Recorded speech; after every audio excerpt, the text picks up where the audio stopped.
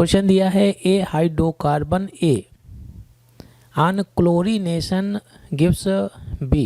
एक chemical reaction हो रही है जिसमें एक हाइड्रोकार्बन ए दिया है और इसका क्लोरीनेशन कराया जा रहा है। रिएक्शन लिखते जाते हैं तो आसान रहेगा। बी प्रोडक्ट बना। Which on heating with alcoholic potassium hydroxide changes into another hydrocarbon C. ठीक है, अब इसका बी का जो रिएक्शन कराया गया पोटेशियम हाइड्रोक्साइड, ये कैसा है आपका, एल्कोहलिक है, तो बना सी।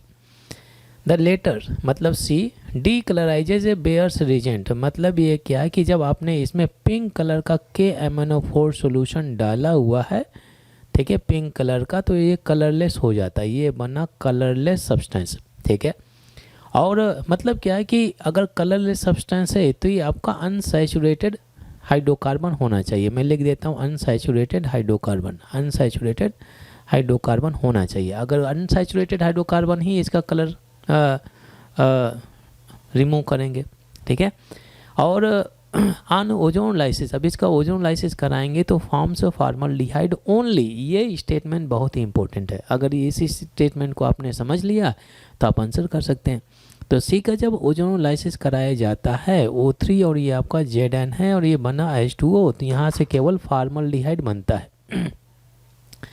ये बना फॉर्मल्डिहाइड। अब इसमें क्या है कि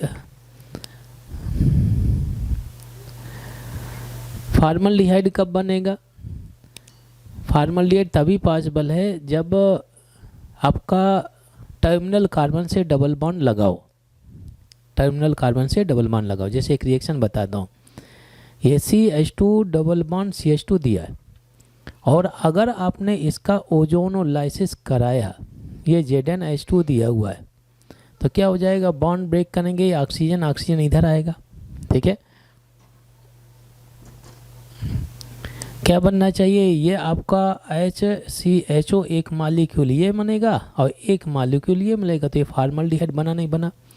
मतलब ये है कि जो C वाला जो कंपाउंड है हमारे पास में CH2 डबल बॉन्ड CH2 ये इथीन होना चाहिए, तभी फॉर्मल्डिहाइड पॉसिबल है, अदरवाइज फॉर्मल्डिहाइड पॉसिबल है ही नहीं। ठीक है, केवल फॉर्मल्डिहाइड तभी पॉसिबल है जब इथीन का ओजोनोलाइसिस कराएंगे तब ये बनेगा।